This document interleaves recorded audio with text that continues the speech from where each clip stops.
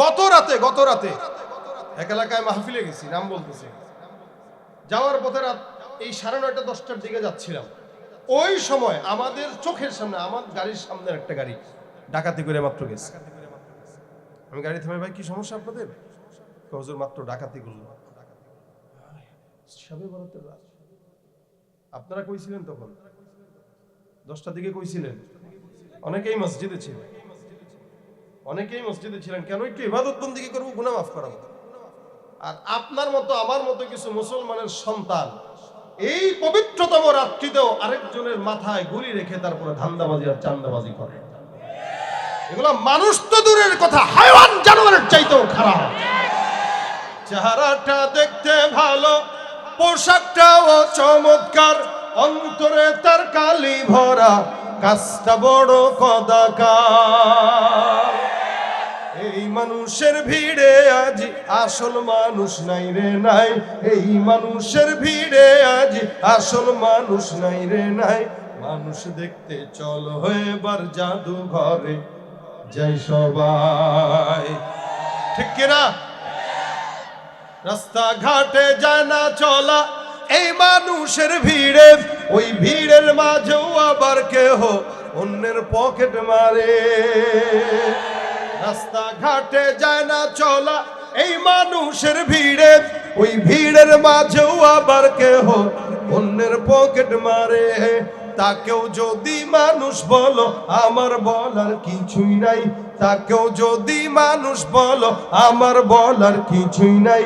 মানুষ দেখতে চলো এবার জাদু ঘরে যাই সবাই, হায় রে সাধের দুনিয়ায় মানুষ পাওয়া বড় দায়।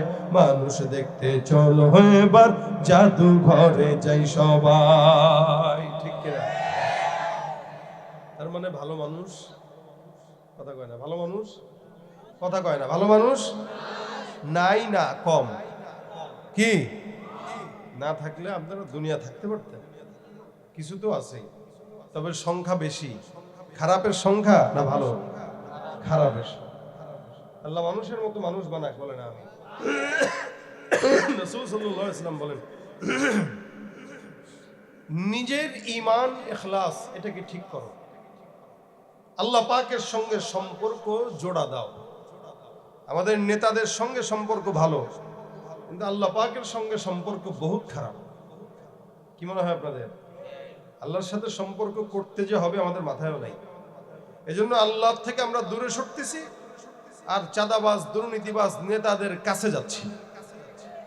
যতদিন এই সমস্ত সঙ্গ ত্যাগ না করবেন ততদিন আল্লাহ আপনার সঙ্গী হবে না।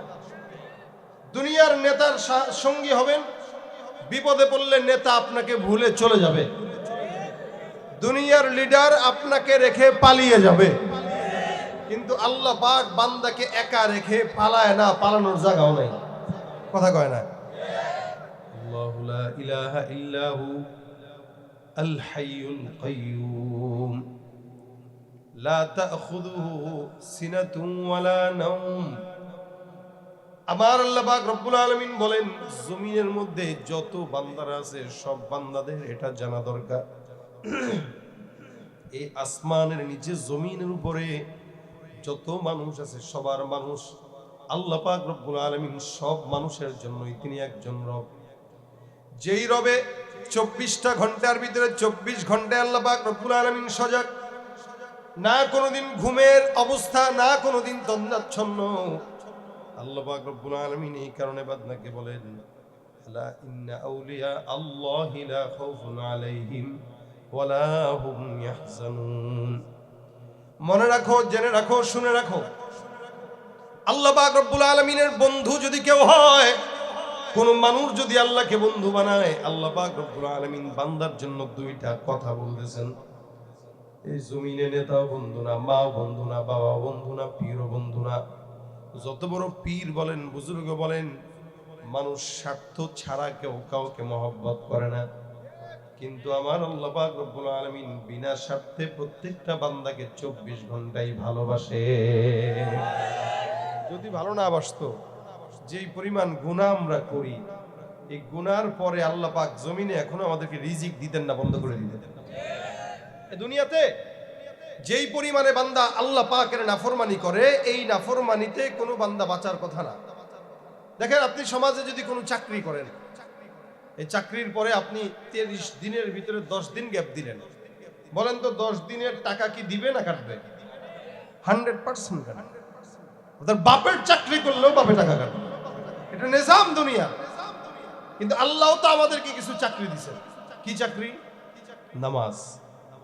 মা খালাকতুল জিন্না ওয়াল ইনসা ইল্লা লিয়াবুদুন। আমার আল্লাহ পাক রব্বুল আলামিন বলেন, জমিনের ভিতরে একমাত্র ইনসান আর জিন্নাতকে আমি আল্লাহ পাঠাইলাম ইবাদতের জন্য। 24টা ঘন্টা বান্দা আল্লাহর ইবাদত করবে। ইবাদতের জন্য আল্লাহ পাক রব্বুল আলামিন প্রত্যেকটা ঈমানদার বান্দাকে বানাইলেন। নামাজ এটা ইবাদত, রোজা এটা ইবাদত, যাকাত এটা ইবাদত, হজ এটা ইবাদত, কারো সঙ্গে হাসি মুখে কথা বলাটাও একটা ইবাদত। আমার আল্লাহ পাক রব্বুল আলামিন বলে, বান্দা ইবাদতের জন্য পাঠাইলাম। জমিনের মধ্যে ইবাদতের জন্য আল্লাহ আপনাকে আমাকে পাঠাইলেন, কিন্তু অনেক মানুষ, অধিকাংশ মানুষ ফজরের নামাজ থেকে এসা পর্যন্ত নামাজ আদায় করে না। এই বাংলাদেশে ফজরের নামাজের দিকে তাকাইলে মনে হয় এই দেশে নাস্তিক আর নাস্তিক ভরা, আর জুমার নামাজের দিকে তাকাইলে মনে হয় সবগুলো হলো ইমানদার। জুমার নামাজে 5 তলা বিল্ডিং এ ভরে যায় মসজিদ, আর ফজরের নামাজে 5 জন লোকের দেখা মিলে না। আল্লাহ পাক বলেন, ইবাদতের জন্য পাঠাইলাম, কিন্তু নামাজ নাই, রোজা নাই, হজ নাই, যাকাত নাই। দেখবেন সারা বছর পর্দার কোনো খবর নাই, কিন্তু রমজানের সব দোকানগুলোতে পর্দাওয়ালা বান্দাদেরকে দেখা যায়। সারা বছর পর্দাও করে না, কোনো খোঁজ খবর নাই, রমজান আসলেই পর্দা লাগাই দিয়ে ভিতরে সিগারেট টানে, গাঁজা টানে। সেও নিজের মুসলমান দাবি করে, আসলে মুসলমান না ভণ্ড। শয়তানও নিজের মনে করে যে আমার কি অপরাধ, আমি তো ভালোই। একটা বেঈমানও নিজের মুসলমান দাবি করে, ঘুষখোরও মুসলমান দাবি করে, দুর্নীতিবাজও মুসলমান দাবি করে, চান্দাবাজও মুসলমান দাবি করে, আবার আমি 80 রাকাত তাহাজ্জুদ পড়ি।